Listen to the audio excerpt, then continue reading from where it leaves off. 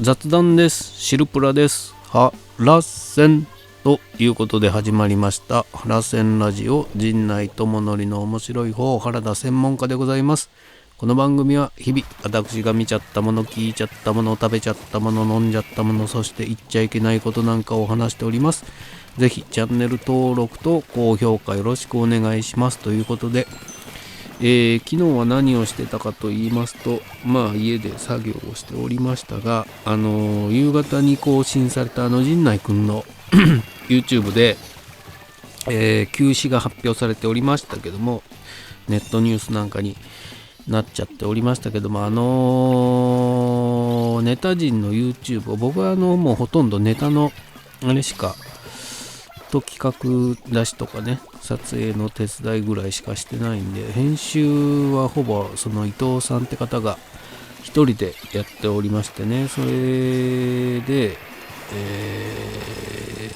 何でした病名ね、倒れちゃったんで、しばらく休止ってことが発表されておりましたが、本当に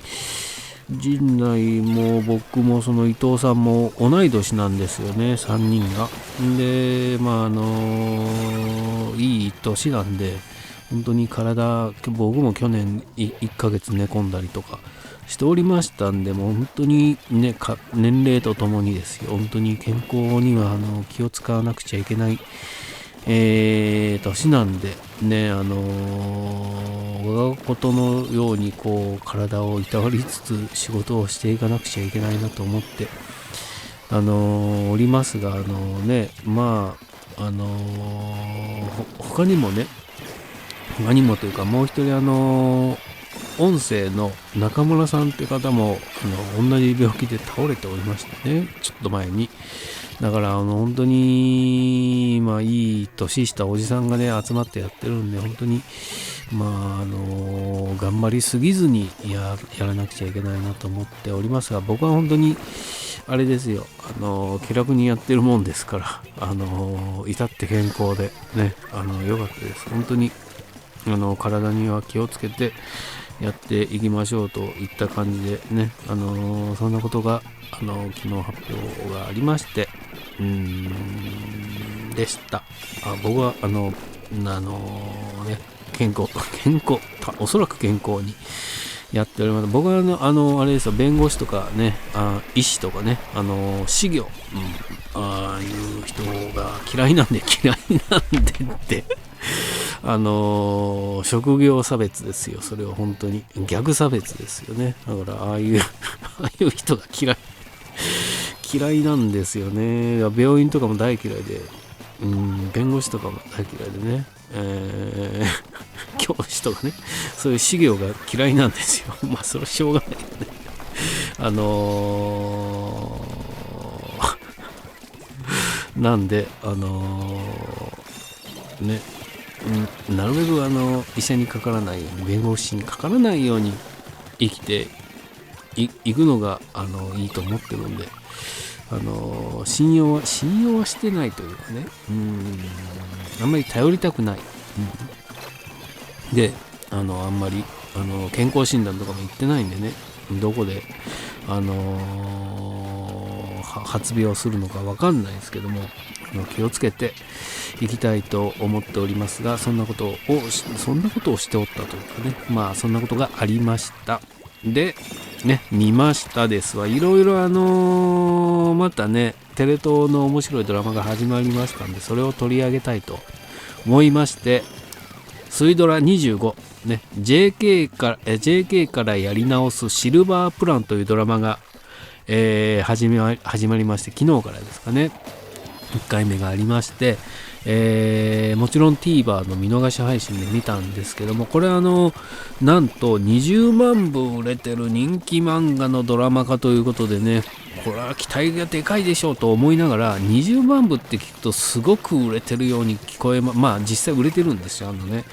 売れてるんですけども、日本の総人口のパーセンテージからすと 0.16% といって、まあ本当に 1% にも満たないね。そうですね。1% で120万人ですか？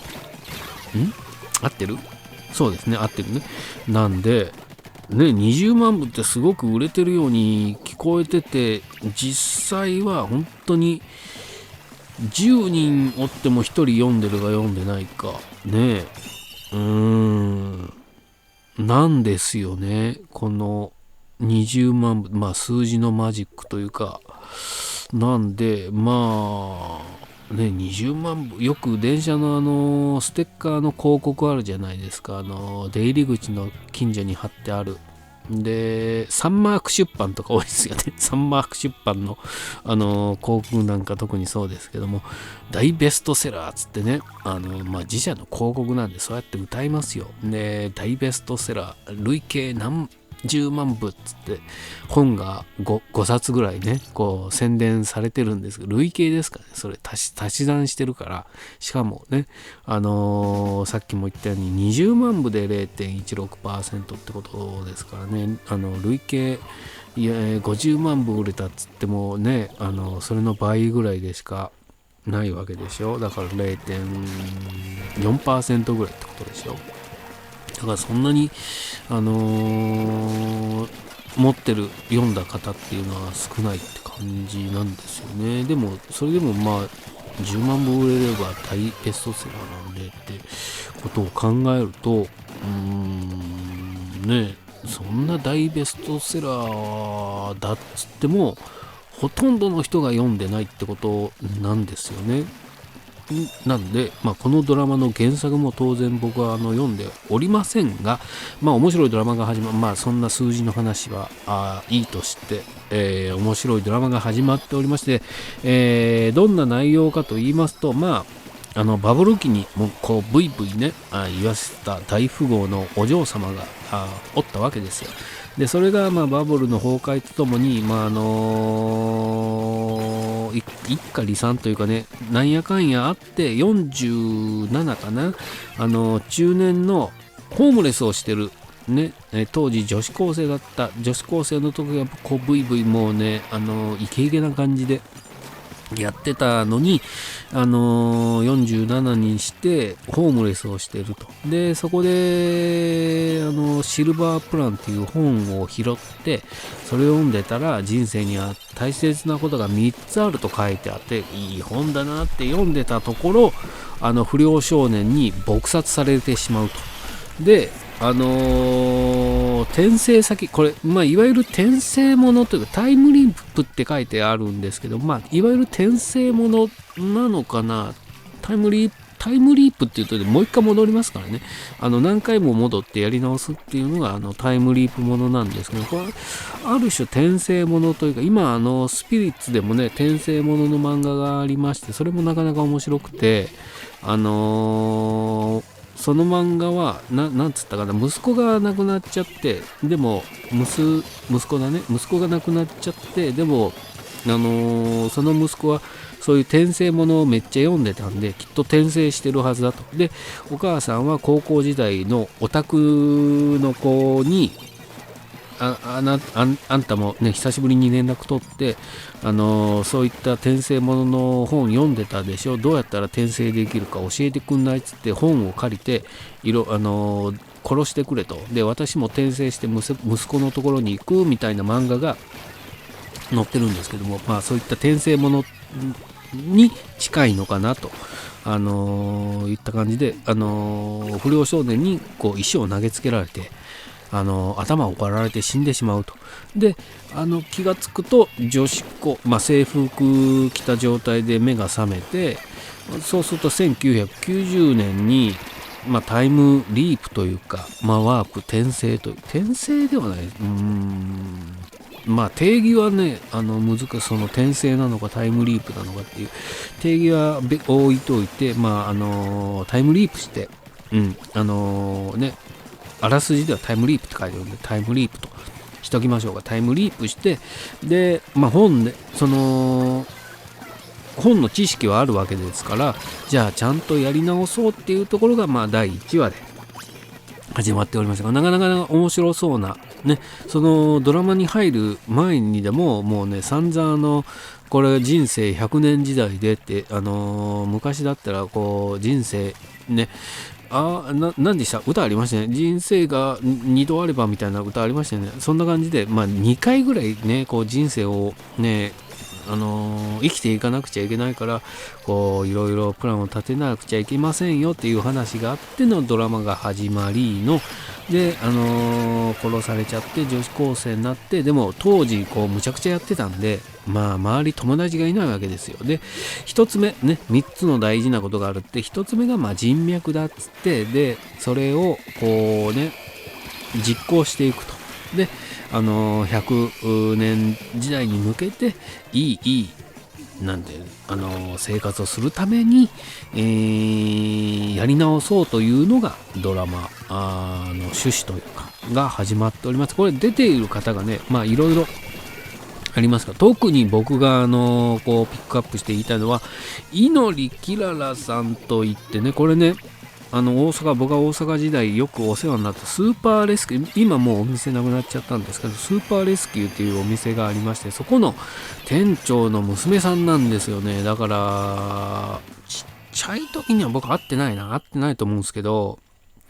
ね、お父さんの方はよく知っていて、その娘さんがねこうドラマに出ているっていうのと、もう一つ山崎重則さんってじゃない方の彼女で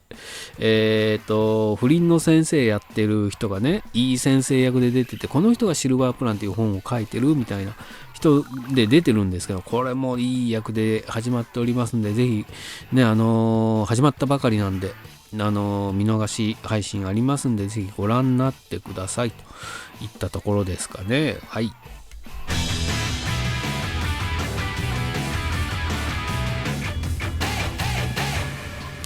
コント